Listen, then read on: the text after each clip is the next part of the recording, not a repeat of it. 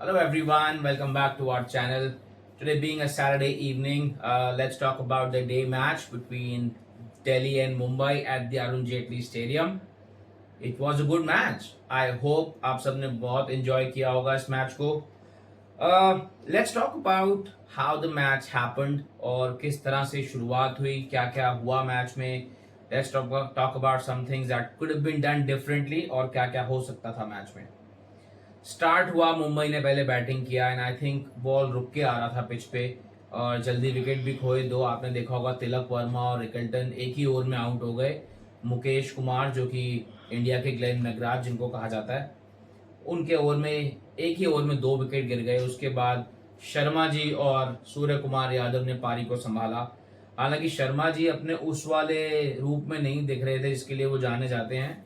क्यों? क्योंकि Lungi Ngidi slower one पे स्लोअर वन डाले जा रहे थे और पिच में बॉल रुक के आ रहा था स्टार्टिंग में.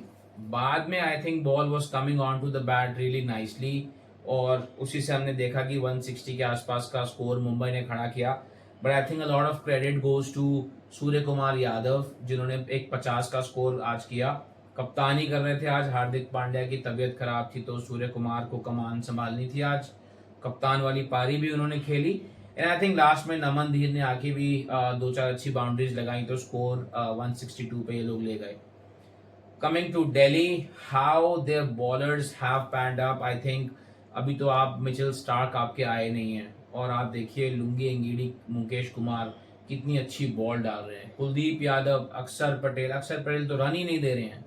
तो अक्षर पटेल का जो स्पेल था कहीं ना कहीं उसने प्रेशर बनाया. विपराज निगम थोड़ा अपने उस लय में दिख नहीं रहे थे बट उन्होंने एक बहुत ही इंपॉर्टेंट विकेट लिया जिससे स्कोर रुक गया. रदरफोर्ड का उन्होंने विकेट लिया. आई थिंक डीप में कैच हुए मुकेश कुमार के द्वारा तो थोड़ा स्कोर वहां पर रुका. But overall I think Delhi की टीम बहुत कॉन्फिडेंट लग रही है. उन्होंने अपना होम ग्राउंड पे पहला मैच आज जीत लिया है. जैसा कि हम पहले की भी 2 वीडियोस में दिल्ली के मैचेस में बात कर चुके हैं कि दिल्ली के पास हर एक प्लेयर का एक बैकअप है and I think that is creating a healthy competition in the team. कि उनको पता है कि अगर आज हमने रन नहीं किए तो अगले मैच में हमारा बैकअप जो है वो हमारी जगह ले सकता है. आज देखिए निशंका ने कितनी बढ़िया पारी खेली. Talk about Sameer Rizvi guys. इस साल का हॉट टॉपिक यही बन गया है. आईपीएल के 2 मैच, दोनों मैचेस में मैच विनिंग नॉक खेला है. आज तो शतक बना सकते थे वो, 90 के निजी स्कोर पे आउट हो गए. बट क्या ये इनका ब्रेक थ्रू सीजन हो सकता है? मुझे तो लग रहा है कि लड़का बहुत कॉन्फिडेंट है, बहुत अच्छे शॉट्स मार रहा है और ऐसा नहीं है कि आकर यहाँ वहां स्लॉगिंग कर रहा है. No, he is playing well, he is playing the field. आपने देखा होगा आज कई शॉट उन्होंने मिड विकेट पे मारे, कोई शॉट स्ट्रेट मारे. तो बॉल के हिसाब से on the merit of the ball this guy is playing and I think Chennai would be thinking कि हमने इसको क्यों रिलीज कर दिया. But overall I think it was a very good match for Delhi. आपने हमारी पहली वीडियोस में सुना होगा beating Mumbai this season is going to be very difficult. But Delhi ने वो आज करके दिखाया है. क्यों? क्योंकि मुंबई की टीम भी बहुत स्ट्रांग है. अब देखिए आज हार्दिक पांड्या नहीं खेल रहे थे. कप्तान के ना खेलने से बहुत फर्क पड़ जाता है क्योंकि एक माइंडसेट, आप स्ट्रैटेजी बना के ग्राउंड में उतरते हो और सेम डे अगर पता लग रहा है कि आपका कप्तान ही कोई और है तो सब कुछ बदल जाता है. हर इंसान अलग तरीके से कैप्टनसी करता है, फील्ड सेट अलग चाहिए, अलग बॉलर्स को अलग टाइम पे अलग कप्तान यूज करता है. तो I think this plays a very important role कि अगर लास्ट डे आपको कुछ चेंजेस करने पड़ रहे हैं बिकॉज ऑफ अनफोर्सीन सिचुएशंस तो वो कहीं ना कहीं आपकी टीम को नुकसान भी दे सकता है और कहीं ना कहीं हो सकता है मुंबई को भी इसका नुकसान हुआ है आज.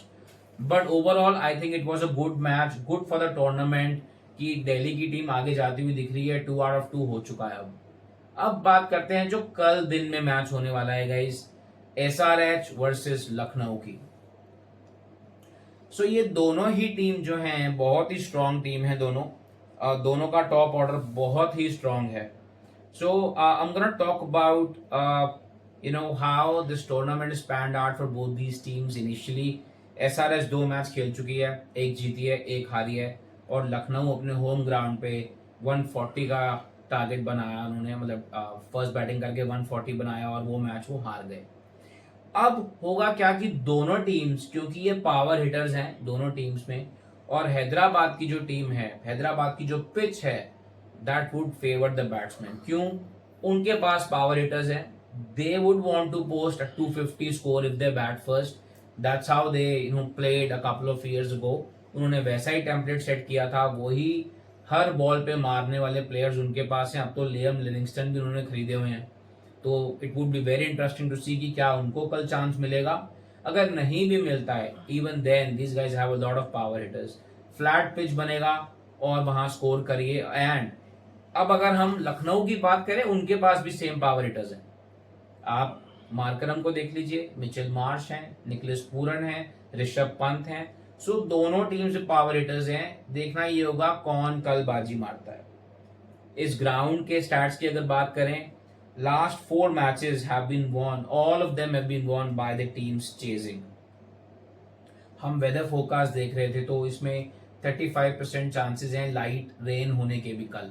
सो अगेन एक और इंटरेस्टिंग पॉइंट आता है कि चेजिंग ही करना प्रेफर करेंगे, क्योंकि कहीं ना कहीं अगर बारिश होती है तो डकवर्थ लुइस गेम में आ जाएगा.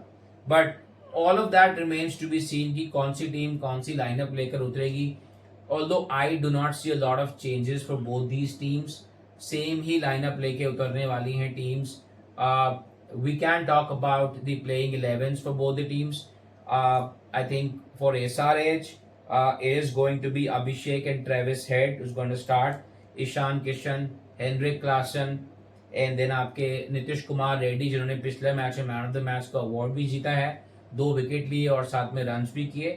Then you have Aniket. Then you if you talk about your bowlers, you've got Jaydev Unadkar, you've got Harsh Dubey, you've got David Payne, you've got Ishan Malinga. So I think this team has a lot of bases covered. Their batsman needs to take more responsibility. Not that कि उन्होंने पिछले match में score नहीं किया. I think 226 का score उन्होंने पिछले match में भी किया था. But let's see कि ये लोग कल क्या करते हैं. Moving to Lucknow, I don't expect a lot of changes for them as well. It's just that उनको slow pitch मिल गया था पिछले मैच में, तो वो स्कोर नहीं कर पाए इतना. But I think this match they are going to score a lot of runs given the flat deck Hyderabad has. The interesting thing would be, would Rishabh Pant still open the innings? क्योंकि अगर हम SRH की bowling करें, I do not see them starting with a spinner like the other team did. So I think LSG would want to keep Markram and Marsh at the top of the order. Rishabh Pant और Nicholas Puran 1 down 2 down अपना slot ले सकते हैं. Then they have solid Indian middle order which consists of Ayush Badoni, Abdul Samad, Shahbaz Ahmed भी उनके पास हैं, who is very handy with the bat and who can bowl left arm spin as well. So I think tomorrow is going to be top 3 of Lucknow versus top 3 of SRH. Whosoever scores more, I think they are going to win this match. Let's talk about the key players I think we'll have for tomorrow.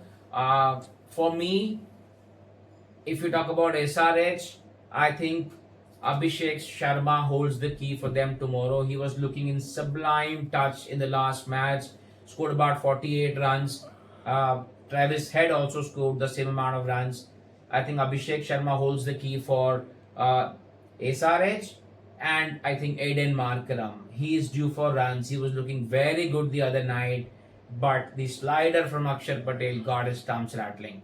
I think tomorrow Aiden Markram is going to have a very good day, and I kind of feel that Lucknow will win the match tomorrow.